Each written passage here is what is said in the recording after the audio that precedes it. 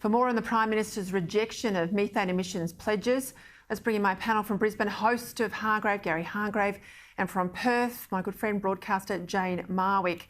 I'll go to you first, Jane. I think it's a good thing the Prime Minister said no thanks, of course, to this methane pledge ahead of his trip to Glasgow.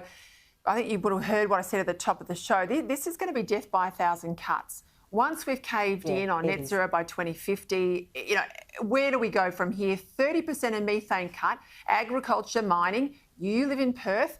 What will this do to our country? Oh, look, I think we'll see a push for net zero by 2030. This appeasement doesn't work. What did Neville Chamberlain say? There will be peace for our time. I wish the Prime Minister had stood up and said, no, thank you.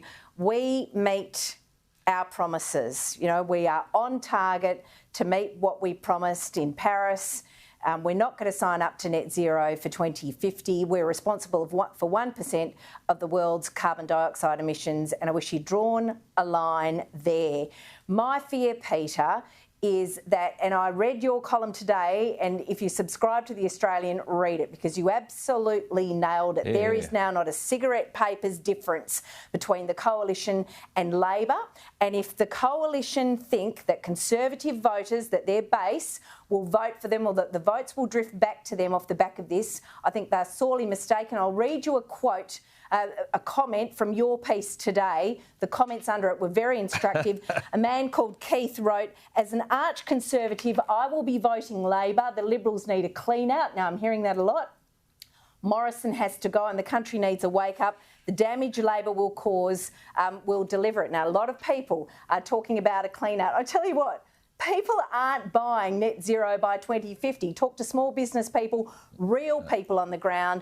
I think this is a massive mistake for the Coalition, Peter. Well, Gary, I mean, they've got to win Queensland to stay in government. Labor's got to win it as well if they want to move out of opposition. How do you see it all? Yeah.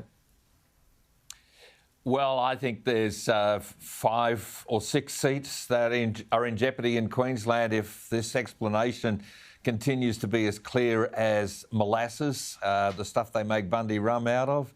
I think there's about 3 to 5 seats in Western Australia that's gone. There's 5 or 6, maybe 7 in New South Wales, and there's 2 or 3 or 4 in Victoria as well. Look, the government is in a world of hurt, and they've brought this hurt upon themselves.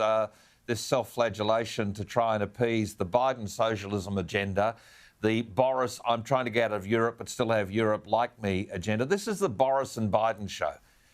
The BRIC economies, Peter, Brazil, Russia, India, China, we were told a decade or so ago that's where the new world economy is going to be.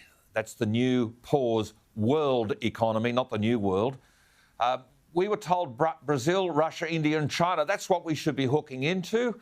None of them are going. What the heck are we doing there? No, not one of them. I mean, there's a Glasgow garbage... No, not one of them are going. There's a Glasgow garbage strike. There's a Glasgow rail strike. The Queen is now not going. I mean, I still think the whole thing's a disaster. But look, the Prime Minister will go. He'll feel the warmth of the handshake of Boris and Biden. But I'm not sure that actually secures his voter base. And the diesel-powered Teslas that are going to be driving them around Glasgow, they're going to be diesel-charged. They're electric cars, but they're going to need diesel because they don't have charging stations. I mean, Peter, the whole thing's just a complete mistake. A whole mistake. I think it's all of that is... I think Glasgow will be a metaphor for how this will play out here in Australia.